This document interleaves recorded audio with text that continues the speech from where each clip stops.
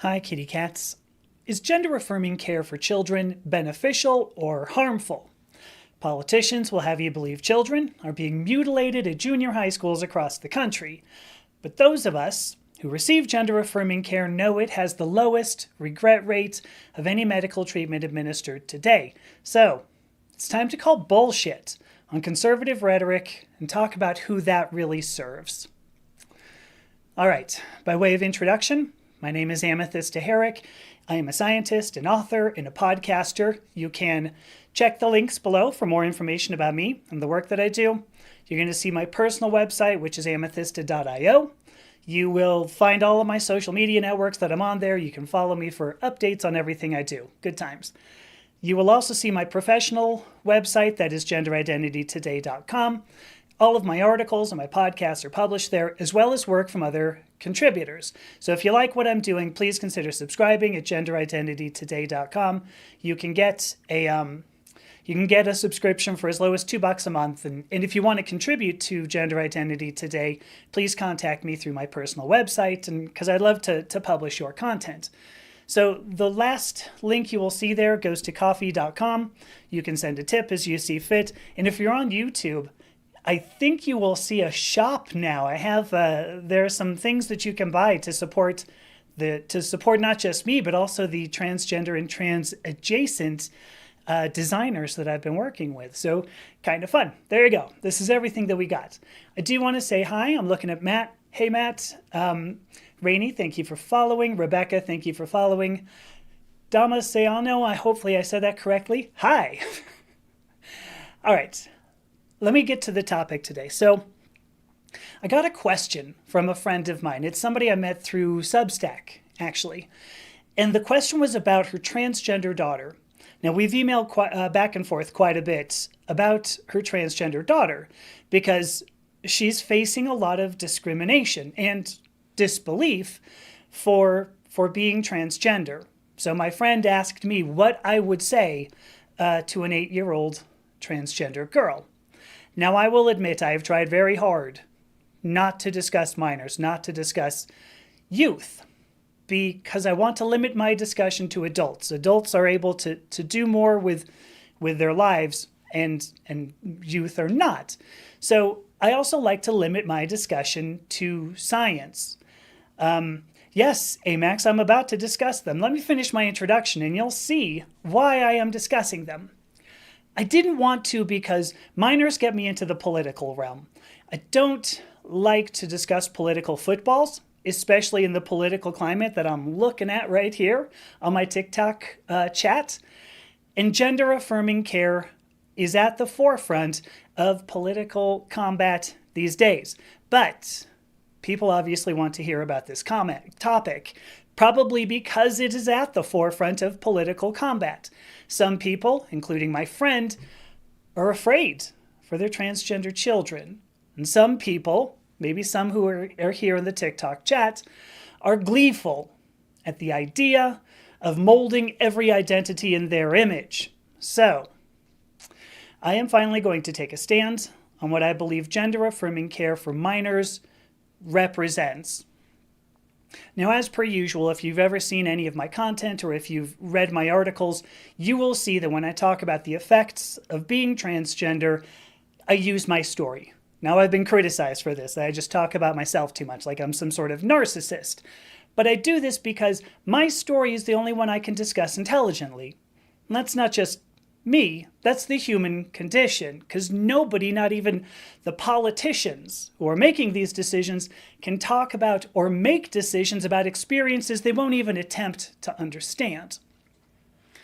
So, my story.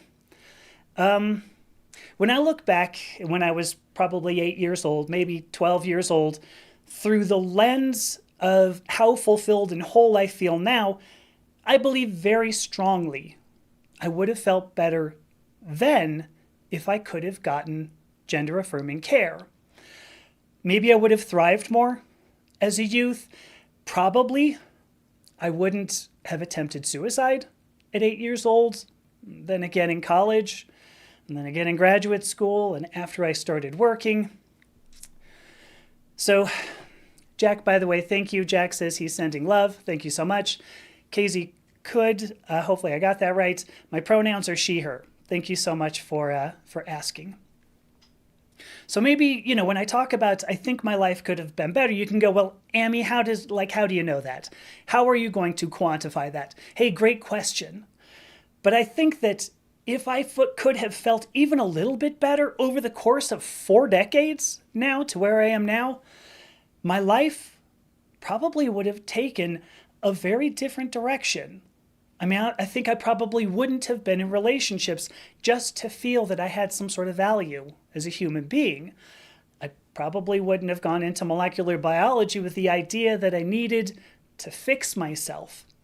Probably wouldn't have suffered from depression as badly as I did. Probably wouldn't have struggled with alcohol as much as I did. Maybe I wouldn't have experimented with sex as much. Maybe I wouldn't have tried as many drugs. And probably I would never have picked up a razor blade and harmed myself in the ways that I did. I imagine all the self-hate, all the self-doubt, maybe it wouldn't have gone all away, but maybe I would have at least felt a little better about myself, probably would have had a better life. And it's interesting because when I say things like this, they sound like experiences that religious conservatives would prize. Well, certainly not, having a lot of sex and taking a lot of drugs, right? So when I look at what they're doing, though, they want to ensure that I could not have gotten gender-affirming care and have this life of far less turmoil. Casey, thank you. Casey says it's breaking her heart to hear this story and hopes I'm finding peace. And yes, I have. Rainey, thank you. Again, Rainey says she's glad. I'm assuming it's a she. She's glad I'm not only still here, but taking steps toward a better future for all. So thank you. I appreciate that. The affirmation is good. So if I go back, so now I'm talking about being young in the 1970s, the 1980s. And maybe you don't recall, because maybe you weren't there, but there was no internet. I know, crazy, right? I was unaware gender-affirming care existed. I mean, I did know about surgery by the time I was about 12 or so, but there were many other things that I could have had that I didn't even know existed. And what did exist was also kind of sparse for children. So I didn't know that I could have soothed some of the pain that I felt every day, all day.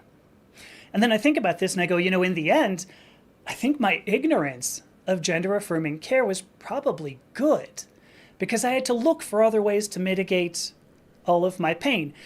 And they were self-destructive ways, yes. But I knew nothing else. And if I think about it, if I were a child today, if I think about what it would be like to go through my childhood again today, to know that the gender-affirming care is out there, and to know that gender-affirming care is as effective as it is, to know that all I need is a parent and an environment that supports me, and maybe, just maybe, I could have a life that isn't constant pain. But then I realize I'm not allowed to have it. People who will never talk to me, people who will never understand me, never understand my pain, will prevent me from getting care. And they will prevent me from doing the one thing that seems to have helped me in my life. That's a bummer. If I asked myself, if I thought about what it would be like to be a child today, I think I would be devastated. I was already really self-destructive, but knowing I could get care, but I can't get it because people want to limit it, I would probably be far more self-destructive. I would have been far more serious about making that next suicide attempt count. I kind of wonder, honestly, if I would have made it to adulthood. And if I did make it to adulthood, I imagine I would be so angry at the country that dangles the primacy of Western medicine in my face only to snatch it away because of my gender. I mean, I'm looking at some of these comments in TikTok. You're doing this. I would probably go far beyond self-harm. I would probably want to destroy. I would probably want to destroy the people who held me back from healing and then destroy myself. I sincerely doubt the Marjorie Taylor Greenes of the world, the Nancy Maces of the world, the J.D. Vances of the world realize that by limiting the ability to explore our identity as gender, they guarantee a more pissed off constituency. They guarantee less productivity, fewer small businesses, less tax revenue, everything their jobs depend on. They're too busy pretending the religious stories are science textbooks to see the consequences of their actions. And I'll tell you, the consequences of their actions are simple. When we are told our transgender identities are invalid, we give up. We die. We sure as shit don't vote for the people who condemn us. What a short-sighted view of humanity these politicians are taking. But let me leave off politicians for a second, and let's think about the parents of transgender children. Tammy says she doesn't care, by the way. This whole identity, oops, I think it's gone, but she said she didn't care. She doesn't care. She's one of those parents. Let's think about them. Let's think about the 75 million voters who elected these short-sighted politicians to limit their child's access to gender-affirming care. Do you think they're considering what their actions are going to bring? Do they know about the higher suicide rates of the transgender community, almost 2 orders of magnitude higher than the global population? Are they prepared to be rejected by the children for failing them when gender-affirming care is available and safe? Are they willing to risk being cut out of their child's lives for holding them back? Are they willing to gamble their child's life on their political party? Do you think these parents want their family to live on? Do you think they truly care about the children they brought into the world? Do you think they realize that they, the parents, are going to die alone, alienated from those they chose to hurt rather than support? All of them, all of these people, the politicians blithely ignorant of solutions, the parents blithely ignoring a problem, they're going to say right here, I'm looking at it in my TikTok chat, they just want to keep it out of the schools. They just want to make sure children aren't mutilated by unwanted surgery. They just want to make sure their kids really know what they're getting into. And what they're doing is killing their own children in the name of saving them. This is why guidelines exist. This is why the World Professional Association for Transgender Health, of which I am a part, exists. Because when the life of your child is on the line, you want 50 years of research data investigating the efficacy and effects of gender-affirming care. You want scientific, medical, and psychological professionals who have experienced this pain and have benefited from the care. You want people who know behind you. What you definitely don't want is Marjorie Taylor Greene's hate and discrimination disguised as religious beliefs. Let me take a look at some of these comments here that are coming up. Obviously, I'm somewhat enthusiastic about this. So Matt Adlin remembers the dark days and the distant mists of a time long ago. It's hard to think about our childhoods and imagine that there are people who would not want us to get better. Really? I mean, Matt goes on to say they care more about their precious worldview than the lives and well-being of their children. So true. They will gamble the lives of their children for the political party that they want to support. So Jack here says the parents do. It says they do. I'm assuming you mean parents. Jack works with transgender youth and have seen parents drop their kids off without saying goodbye. Oh, I'm sorry. So maybe they don't know. It's a good question. So, no, Jack says they'll say they come back to their performances and shows that never show up when staff's waiting for them. I mean, these are your children, that you say that you love them and this is what you're doing to them? Wow. Like, that's horrid. It's horrid. Lalo412 says the UK did a study. It's settled science GAC is bad for kids. If you're talking about the Cass report, incidentally, because I've done plenty of research on both the Cass report, and I've done some videos about it. For the most part, what they investigated was not science. They investigated, and Matt now says that Lalo412 this will be the last ignorant comment. Thank you, Matt. But the Cass report used an experimental procedure protocol that was ridiculously foolish. And even Hillary Cass, if you can believe it, has made, some comments on her concern about where the, what happened with all the work that she did. She did, however, certainly, she did what she was paid to do. So there you go. All right. I've gone through some comments here. And now I want to answer the actual question, because my friend asked me, what would I say to an 8-year-old transgender girl? She asked me what I would say. She said she wanted to put that in and ask me anything, an AMA, which I don't even know if I could have begun to answer this properly. Because my message to this 8-year-old transgender girl would be simple. I would tell her, you fight. You fight and you win. Because I know you have the capability to understand your thoughts and to understand who you are. You have that capability, not me, not politicians. I'm not inside your head. I could never know everything that you're thinking about. I could never know that. And I will never know that. I also know that your mother sees your ability to understand who you are. So hold on.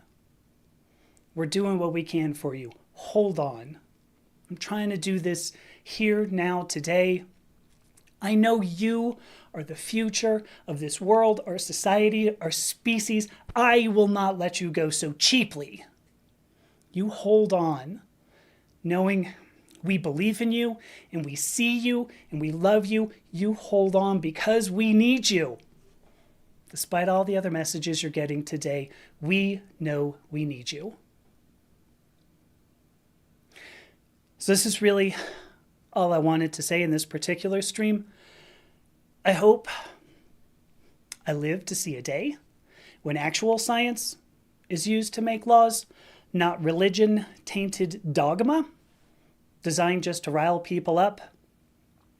Those politicians who want to control your identity, I'm going to speak to you for a second. Your God would cringe at your mistreatment of his creation, your mistreatment of his children. Your God would turn away from the death and destruction you've wrought in his name.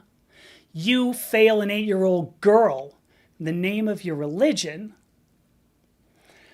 Sit back for a moment and ask yourself, who truly loves the children here? It certainly isn't the politicians and the parents who support the politicians. All right, that's it. I'll try to calm down a little bit here. I do have a bunch of time. I'm certainly happy to answer any questions that you have, especially if it has to do with gender-affirming care for minors. Now I will actually start looking a bit more closely at the comments rather than just ranting. Somebody said here, and I don't know if it got taken out, said I sound like Kamala Harris. So it got taken out. And what's funny is that I think that was intended as an insult. And that's really, really crazy to me, because I think about, Donald Trump, who made a comment about wanting to round transgender people up and put us into concentration camps to be executed. I certainly would not want to be associated with those comments. So, okay, let me look at these comments. So let's see. Forever Green, thank you for following. I truly appreciate it. Jack has said, Jack again, who works with transgender kids, says he's had lots of kids say to me they didn't know we could get that old. Jack is 31. Yeah, I'm in my 50s now, Jack. So it's truly amazing. stumbled my way through 50 years and then finally figured out what it was going to take to make me happy. So Matt has now brought up, if God exists, he made all the LGBTQ people. Oh, so true. I mean, if this is your sorry, I lost my train of thought because I saw Phoebe come in. Hi, Phoebe. Sorry. But if God exists, of course he's made this. This is his creation, supposedly, right? All right. Forever Green, I see your question. So she's asking, first time seeing me. I'm going to assume she. Sorry, I'm looking at a very, very small photograph here. First time seeing me. Quick intro to who I am. Yeah, let me get there a second. Ash says, ASH, I guess.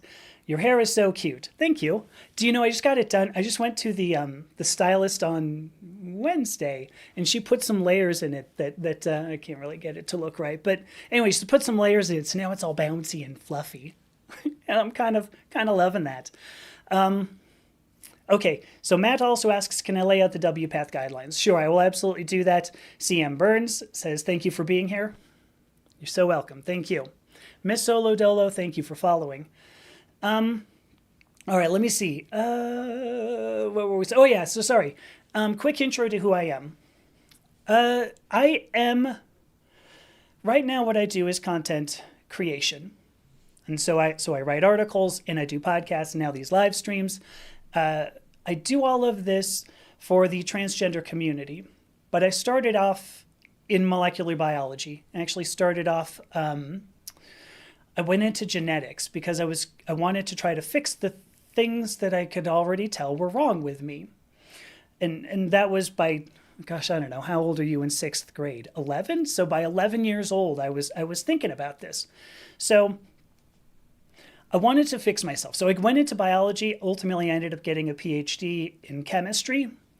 And then I went into the technology field, immediately tossed out 9 years worth of school so that I could go into software. Although I believe it actually worked. But I was in software for 25 years, just under 25 years, where I started as an engineer and then an architect, and then ended up all the way as high as executive management, VP of engineering in some startup companies.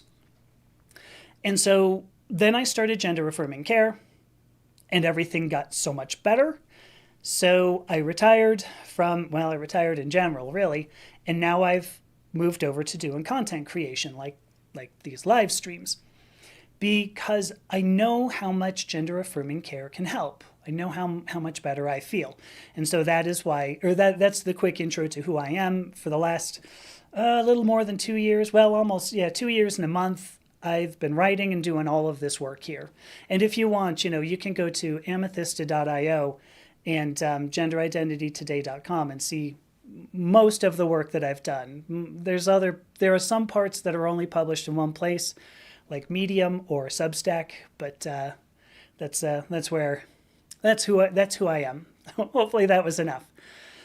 All right. WPATH guidelines. All right, let me actually address a few things. I'm going to get back to that. So Phoebe says I look well. Thank you. I'm feeling great after surgery, because I did get gender-affirming surgery in July of this year, July 11th. So I'm coming up on 5 months after surgery, and I am feeling great. It's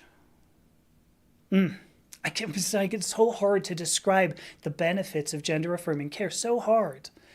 So, all right, let me see what else we have here. Lots of comments. Oh, Zubble says, can tell my hair is looking more bouncy, right? CM Burns says, they love genetics. Cool. Very cool. Oh, Forever Green says, I have such powerful vibes. And I'm beautiful, I think. Thank you. So nice. CM Burns, I live in Colorado, in northern Colorado. I'm sitting in my basement. Well, this is my office here. But you can see I've got some guitars in the background, stuff like that. You can also see, am I going to be able to do this? Here we go. There's a bunch of Dungeons and Dragons books there. Such a nerd. What is wrong? Right? So it's amazing to meet all of you, for sure. Bloodroot, thank you for following. Thank you for the congratulations on surgery. Yeah, Matt, that was just July 11th. Pretty freaking ridiculous. So, all right. So CM Burns says North Carolina. Cool. Hi. All right. WPATH guidelines. WPATH guidelines, first of all, everything that has to do with gender affirming care. Oh, Zubbles is in Denver. If I know this one, ooh, I might. I don't know. Can you send me a DM, Zubbles, on that? Because it'd be cool. And, who knows if you want to hang out. You never know. All right, so WPATH guidelines. WPATH guidelines, for the most part, the standard of care, the standard of care version 8, Heather from Hall asks, am I advocating for this or against it? Oh, you came in about 25 minutes too late, Heather. But what I would say in a nutshell is I'm advocating for it. So there you go. All right, let me see. So WPATH. These guidelines primarily have to do with adults. The standard of care mostly has to do with adults because it has to do with hormone replacement therapy, the levels at which the hormone concentration, blood concentration should be. So the guidelines are based at this point. I said 50 years for what it's worth. It turns out, I believe the first statement of care was 1976. So it's only 48 years. My apologies. But anyway, almost 50 years they've been studying this and recommending standards. So the WPATH, so the standard of care has blood concentrations, hormone replacement therapy. It also has guidelines around when HRT should even start, like when you would begin giving somebody hormones, and once they start getting them, whether or not things are fulfilling. So there's a lot around that, psychology and biology, the sociology, because there's stuff in there about all aspects of being transgender. For minors, really honestly, the guidelines say about two things. The big one is no hormone therapy, and I guess no surgery. So maybe three. Anyway, they say don't hand out hormones and don't hand out surgery to minors. So everybody who goes, oh well, yeah, but we're dumping kids off at a surgical clinic on the way home from junior high school. No, actually that's not happening, because there could be malpractice suits for that. It goes against WPATH guidelines. Also with minors, the only the only real care that they, let's say good, I don't mean good. The only real care that is recommended is a puberty blocker. So something that allows the child to wait until adulthood to make these decisions. And that's good because now if you're 18, you're an adult and the other WPATH guidelines kick in. So now you can make some of the decisions. Do I want to start HRT? Do I want to think about a real transition? Because if you don't, it's probably better to have explored this before puberty kicks in and you literally have to undo some of the work that hormones will do to you over the course of, however long. I was 52 when I started here, and so I'm I have to go back. I have to take back a whole lot. So, all right. So let's see. So this is interesting. Floof the Fox has said, and I'm unsure about this. I have not seen this study, but Floof the Fox says, I've seen studies from Europe suggesting kids who go through puberty are less likely to transition. I can believe that, and the main reason I can believe that is because it's hard. It's very, very difficult. Gender transition isn't a simple procedure. It's not like like you snap your fingers, done. You're looking at 3 to 5 years worth of hormone replacement therapy, and it might be, you might end up with surgery. You have to go through. You have to come out. You have to come out. You have to tell everybody who you are. You have to get new pronouns, etc. It's just harder. If you go through puberty, it's tough. So So Matt's saying, given the nature of such studies, that doesn't really say anything. I don't know. I mean, it's a hard question to answer. I do believe that kids who do go through puberty are less likely. And I don't think it's because they've been affirmed in their gender. I think it's because it's harder.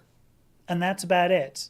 So I agree with Matt, who says getting gender-affirming care as a child will naturally make transitioning easier. So, all right.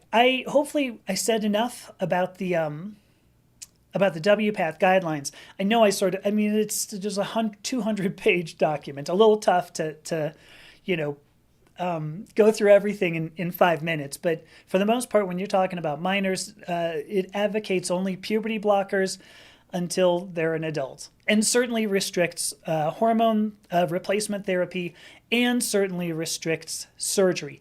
Now, that's for minors. Parents, that's for the child themselves. Parents are able to override some of these decisions. Some parents are able to, and depending upon the age of the child, even 16 starts to get a little bit, you start to be able to handle, depending upon your state, anyway, from what I understand, you're able to make more decisions about your health care even at 16. So, but parents, like my friend who asked me this question in the first place, wholeheartedly support her daughter and would like to do whatever she can for her daughter. So, it may be that if her daughter says, listen, I'm very certain about who I am, then maybe the mother, whom I know, will support her in that and help her get more care. But that's always going to take a parent or a guardian, approval. Whatever it takes. It takes a note from your mom in order to do that. So, all right. Oh, D&D books are definitely rigueur. Well, yeah. De rigueur. So funny. All right. Swamp Nails, thank you for following. Kathy Z, thank you for following. Jesse, thank you for following. Gosh, are all these people still here? Let me see, what do I got? Hard to summarize. Oh, Jackie says, loves my hair color. Thank you. Just got it done on Wednesday, I was mentioning. TikTok Tina, thank you so much for the heart. Matt just wanted me to say puberty blockers. There you go. Oh my gosh. Oh, so Jackie says, oh no, Jackie has a dress. I was going to say, I'm not wearing a dress in that, but there you go. All right, let's see. So CM Burns makes the point, I wish my parents were more supportive. Yeah, I hear you. So right now, I'm trying to figure how much I want to say. So my mother has not been very supportive, and I think it would have been very difficult. Well, not even I think. It was very difficult to express to my mother who I was when I was 8 or 12, going through that whole thing. Because she had an idea of who she wanted me to be. And I think this is really common of parents. They go, well, I expect you to be this person that I made you. But I don't think that's the purpose of a parent. The purpose of a parent is to support their children and to help their children learn what they're going to, who they are, how they're going to end up making it in the world. If you don't do that as a parent, you are failing your children flat out. I'm not even gonna, I'm not even gonna try to sugarcoat that. If you don't support your children, you're failing them. So I wish your parents were more supportive, CM Burns, no doubt. I don't even really want to. I brought up earlier the point that Donald Trump said he would execute in concentration camps the transgender community. Your parents, I wish they were supportive for sure. And I wonder about these 75 million voters. Did they know that Trump said that? Because if they did, and they still voted for him, honestly, I think that makes them a monster. I don't give a crap what else Trump promises, because cheap gas is one of them. I hope cheap gas happens, because you're going to need all that cheap gas to put us all into trucks to get us to the concentration camps, and then you're going to need the natural gas to fire the ovens at our execution. I mean, what the... How do you not see that? How do you see that and end up voting for the person? How do you support that? I don't know. But CM Burns, I wish your parents were supportive. I wish 75 million people were also more supportive. All right, Matt says there is so much disinfo about gender-affirming care for minors out there. Exactly. I mean, and this is why I want to do stuff like this. Truly, the guidelines, I mean, there are certainly a lot of places where you can go where you can circumvent WPATH guidelines. I will add, these are guidelines. Even the United States Professional Association for Transgender Health is not like the AM. It's not like the American Medical Association. There aren't people licensed to hand out gender-affirming care. These doctors who hand out gender-affirming care, they're more than, capable. There's no legal ramifications necessarily of doing poor gender-affirming care. But I certainly believe that, that most people, as I mentioned before, are going to end up, lost my train of thought, sorry, because I just saw Grief Foundation's message here. But I do believe most doctors are going to end up following those guidelines than otherwise, because you go against them, especially in this political climate. Oof. So, all right, let's see. Here we go. Let me see. So Jackie says, I think there's a huge lack of education and blatant faith in people's word over their own kid. The thing is, it's a blatant faith also in politicians, for what it's worth. CM Burns, yes, I do know something about folks' health.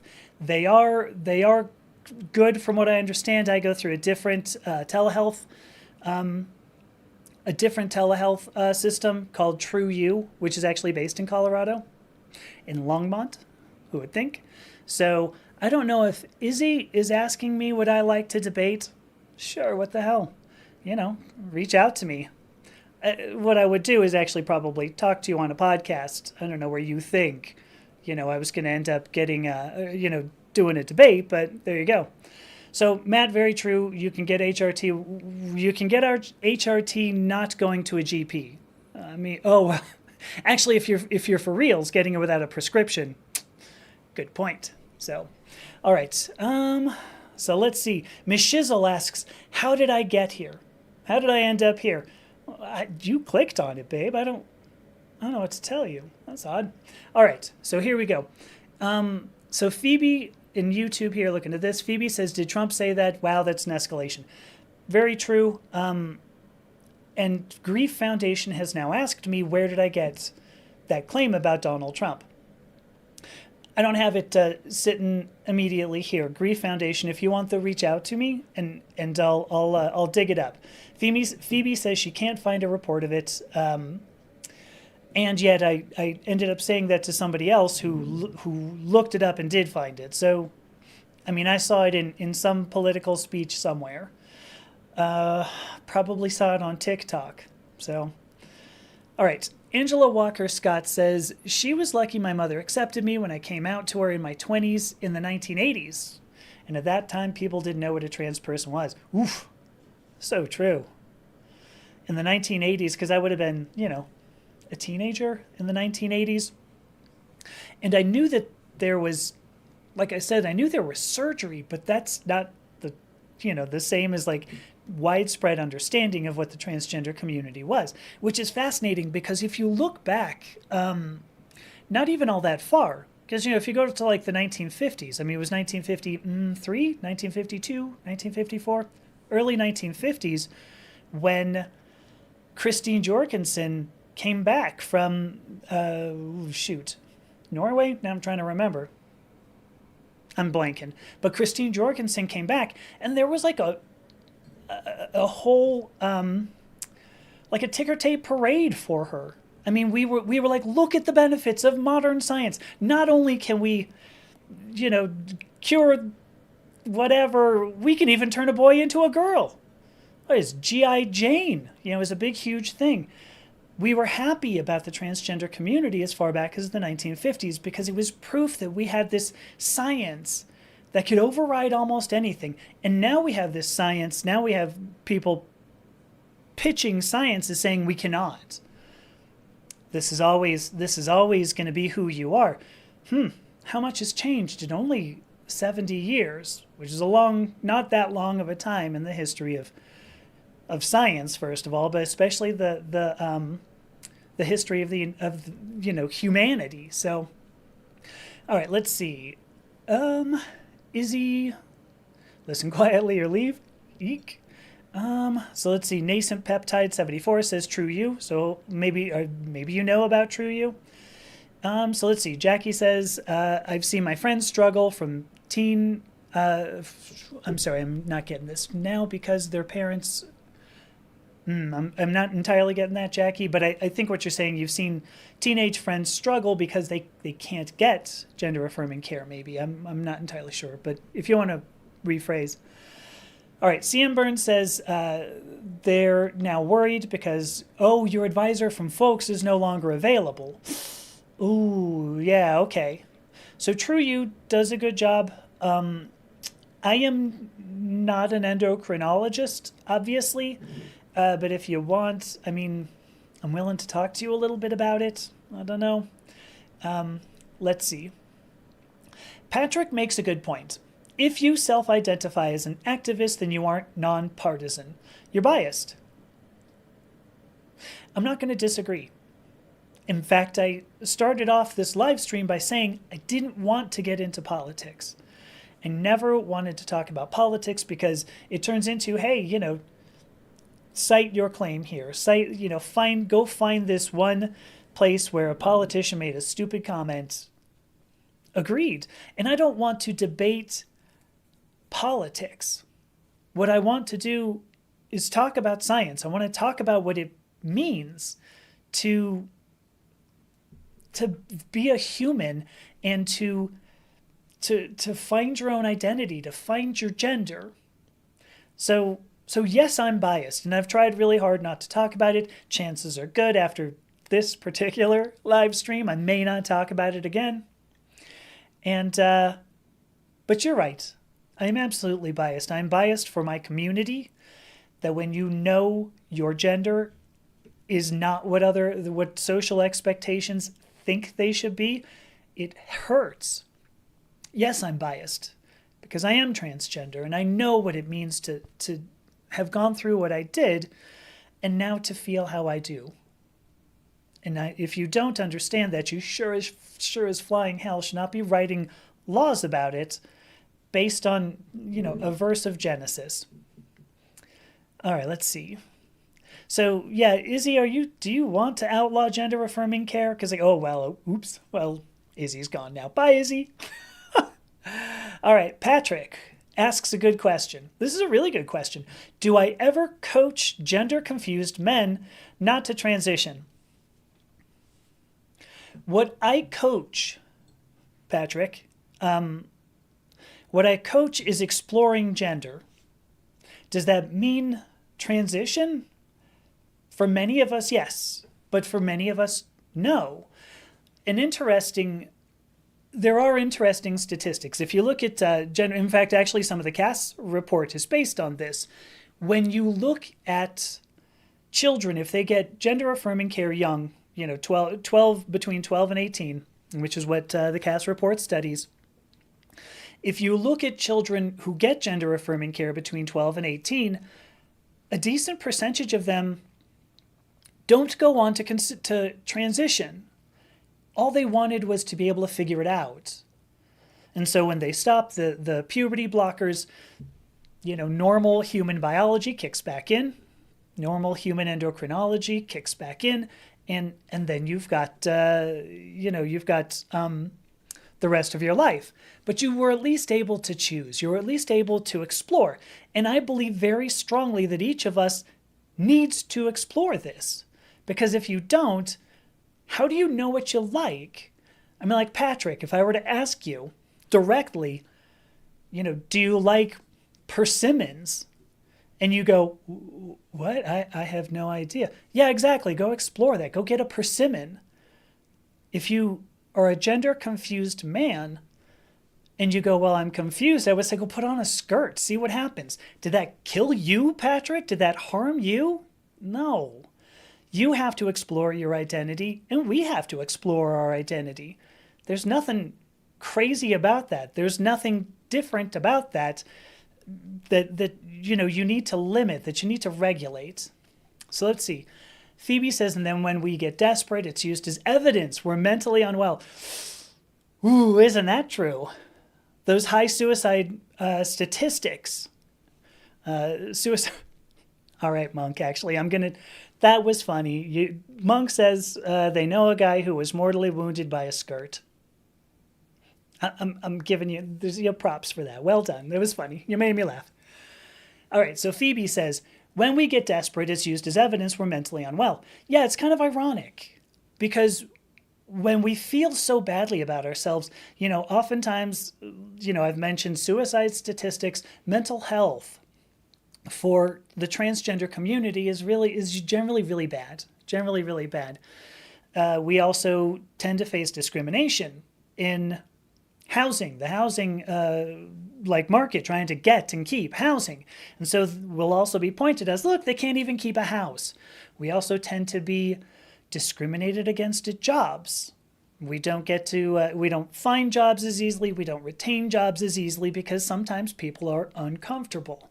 And so as a result, those statistics get used against us too. If you can't even hold a job, if you can't even find a house, who the hell? Oops. Oh, I've been reported. I'm clutching my pearls. I've been reported that my live contains themes that some may find uncomfortable. That's fine. It's been restricted. All right. In any event, yeah, these statistics are used against us. And it's completely unfair when you go, well, listen, if you gave us gender-affirming care, we wouldn't have these statistics. They go, yeah, but you have the statistics. You probably shouldn't have gender-affirming care, right? Because you're sick. There's circular. What is wrong with you? All right, let me see. So Angela says, when I was young, the only trans person I knew of was the tennis player Renee Richards. Yeah. It was hard to find out more about how she was able to change. Boy, that's a great point too. I remember learning about Christine Jorgensen, and much of what comes in, much of what you see, the whole story around Christine Jorgensen is just that she was a medical miracle. Like, there's not much more about it. And the rest of her story actually ends up, almost a little bit tragic because she goes on and faced all the things that I just mentioned. Discrimination for the rest of her life. She was an advocate, an activist as well for the transgender community for the rest of her life, but faced a lot of discrimination and hate. And I figure Renee Richards is in the same vein. Nobody was going to write about her transgender experience. They were certainly going to mention, hey, look at this man in women's sports. But other than that, we should hold the media to higher standards, just like we should hold our politicians to higher standards. So, all right, let me see. So Matt says he's never been mortally wounded by a skirt, but he has seen a few that made his heart ache. So true. So Patrick, another good question. Do I coach children? I don't coach children because the WPATH guidelines that I discussed a little bit earlier in the live stream say that children should only receive puberty blockers, in which case they are not like that. I coach gender exploration, not holding back on transition. So I do speak on them. Yes, so hang on. Let me read what Patrick says here. Do you coach children, though? You speak on them, but some might say advising kids to explore is grooming. Okay. I mean, I've already had people who came in here and saying that Trump won. Why am I still talking? The world goes on, Some might say advising kids to explore is grooming. And then those same parents are going to go, well, I'm going to put my kids in ballet. I'm going to give my kids a violin. I'm going to make sure that my kid does all the things I did. I was never captain of the football team, so I'm going to push my kid to go into football in high school. Same thing. They're pushing their kids to explore. And oftentimes they're pushing their kids to explore what they want them to explore. So which is better? Do you want parents to force their children into a life that their children will hate? Or do you want children to be able to figure out who they are? Because here's the thing, children, I recognize they're not adults, but they do have brains, they do have heads. I mean, Jesus, by 12 years old, 11 years old, I knew I was going to go into molecular biology, and guess what? I did. How about them apples? So children have ideas on who they are, and it's ridiculous to consider something like grooming. I don't even know what grooming for what? Nobody has even really explained that to me. Whoosh. So let's see. Traley 1222. That was a good year, 1222. Oh, shit, no, actually, there were the Crusades. I rescind that. All right. I think the Crusades were going. I'm not a historian. Who knows? All right, so Traley says, my 25-year-old MTF daughter started hormone blockers and HT 2 weeks ago. So Traley, hopefully I'm saying your name right. Please pass that along to your daughter. Let me see. So Traley does say she's worried. I'm going to say you're a she. Worried about her future with a new administration. It's a good question. I have a couple of thoughts on that. Oh, hi, Dr. Laura. Oh, and thank you for the hearts. By the way, Matt, I saw you did something too. Thank you. Let me see. So the new administration. So I know I have heard some concerning thoughts from Donald Trump.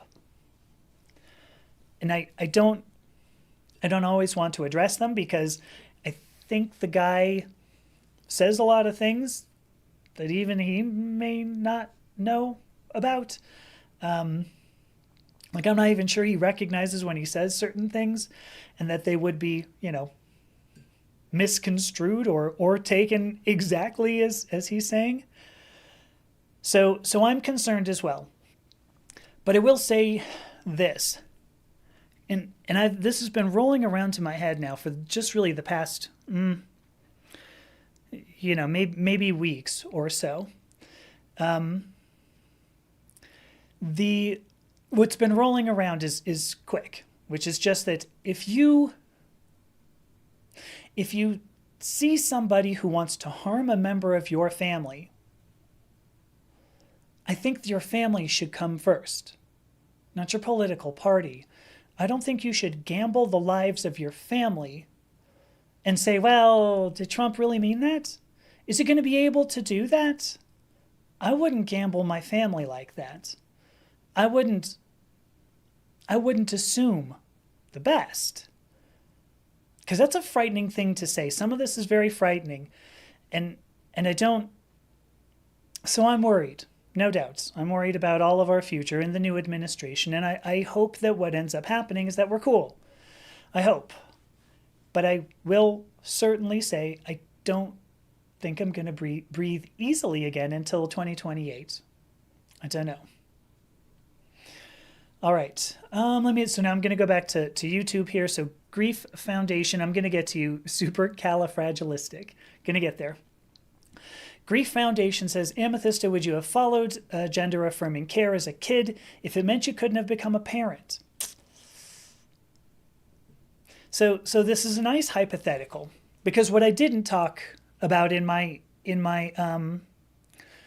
story here, when I talked about I am confident I would have felt better. Let me take a drink. I did not talk about that. And now I have an amazing wife. I have an amazing child, amazing son, who is 13. I shouldn't call them a child, but so I have a great family. And your question, I'm going to reframe your question, because your question should be, do I regret how things turned out today at 54? And I would say no, because for two reasons. First, I've got this wonderful family. And if I had transitioned at 13 years old, I wouldn't. And that would be a bummer. Of course, I wouldn't know about it. If I were 54 and knew that I could have had this family, but I didn't because I transitioned, I don't know that I can answer that. But do I regret it today? No, no. Because my story has been so difficult and in some ways so ridiculously successful that I can speak on topics like this articulately and intelligently, and that makes what I do all the more valuable. And so it's hard. It's hard to say. I can't, if I were to go back when I was 8 or 12, like if you were to ask me today, no, I would not go back when I was 8 or 12 and start gender affirming care. But that's because I know what I'm looking at today. So I don't know if that answers your question. Would I advocate that for others? There are a lot of children out there up for adoption. I don't believe that being a parent necessarily makes you a better person. So would I advocate it? I cannot even answer that question because I don't know what others find important. So, all right, supercalifragilistic says, I have a long list of inconsistencies in the anti-trans advocates movement's arguments that I've never heard one ally or trans influencer bring up. Oh my gosh, let's see. One inconsistency is how they are so vigilant to keep any knowledge of transgender people away from young children in schools. I actually did mention that earlier in this live stream, but it is interesting because, as this person goes on to say, this impedes early social transition as the child is either not aware of transition or feels ashamed about having transgender thoughts. Yes, you described me perfectly, and that was, I see you came in late. I'm not dumping on you. That was exactly my story. I didn't even know they existed. So then goes on, supercalifragilistic goes on to say, the irony is that the anti-trans advocates then show fake concern about the harm of medical detransition, citing how kids are fickle and can think they are a cat one day and a dog the next. And then, good God, let's hope there's nobody eating the dogs and eating the cats that the kids think they are, but I'm not going to put anything past anybody here. So, yeah, these are some of the points that I brought up earlier on, and maybe, supercalifragilistic, you'll look back and watch, the story I was talking about earlier. So, because they go on to say, of course, if they only didn't push so hard to hide the existence of transgender people from the prospective transgender child, the child would have had up to a decade to demonstrate unwavering desire to transition prior to hormones. I wish I had a microphone here to drop, but I don't. What an excellent point. When you allow children to explore who they are, they figure it out. And figuring it out doesn't always mean transition. And if it does, transition's not bad because that's what they chose.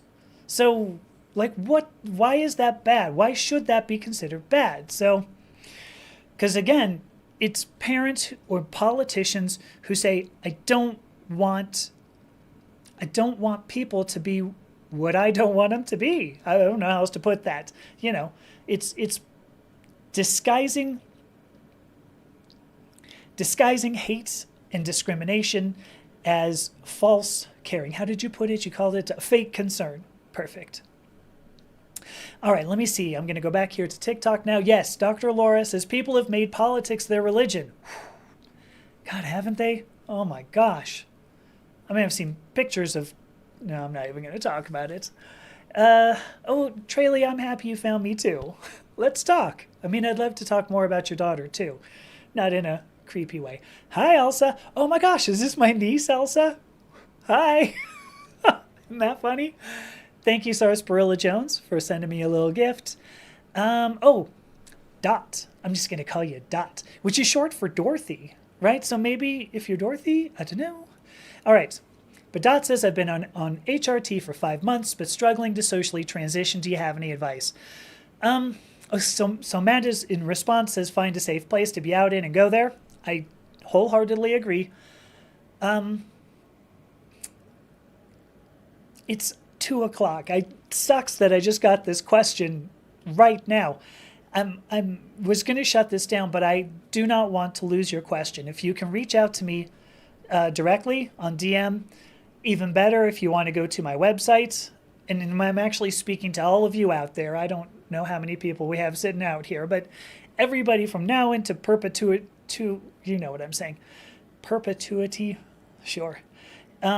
If you want to reach out to me, go to my website, amethysta.io, and there's a page about the coaching that I do, and then there's also a page about a page where you can send me an email. But I definitely want to discuss this with you because I think there are things, you know, social transition I think is the worst. I think is harder. I actually released a video like yesterday, I think. No. Yeah? No.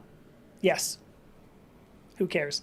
I just released a video about how I think social transition is the more difficult step. Medical transition is a bit easier, in my opinion. So anyway, please let me know. Oh, Traley says, can I say it again, please? Hopefully what you're asking me to say is how to get in touch with me. Is that it, Traley?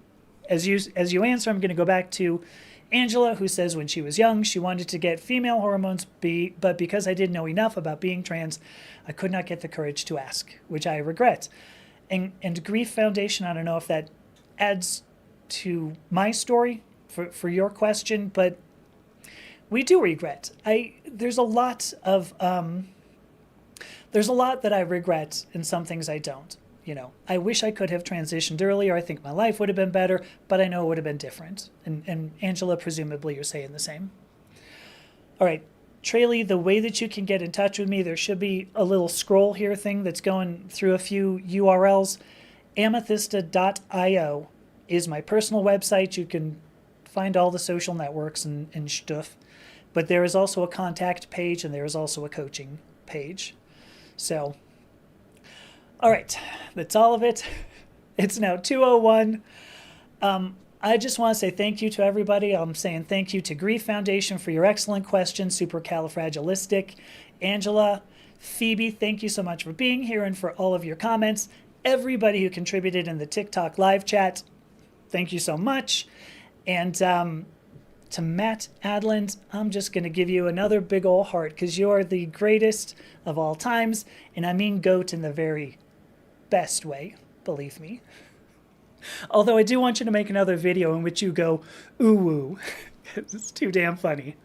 Oh, Patrick, I got to tell you. Patrick has a phenomenal question. Do I feel psychological gender affirming care is more important than medical intervention? I think the two, I'm going to go ahead and answer this and then I'm all done, I swear. I think the two hardest parts of a gender transition, first of all, is believing that you know better than other people who you are. And that's hard. Matt, thank you for making the you-woo vid. That's hard. The other more difficult part is believing you deserve to do something with it. And Dr. Laura here says she provides psychological, gender-affirming care for adolescents and adults. So there you go. I'm going to go with you, Dr. Laura. Thank you. So to answer your question, Patrick, do I feel that's more important? Ultimately, I'm going to say yes, because I think a lot of exploring your gender is learning whether or not you believe yourself. So yes, after a fashion. So Diamond Girl says you can't change your DNA, and boy, you know, you missed a good one here because I happen to be a geneticist. You're gone now, but that's fine. All right, I'm going to go.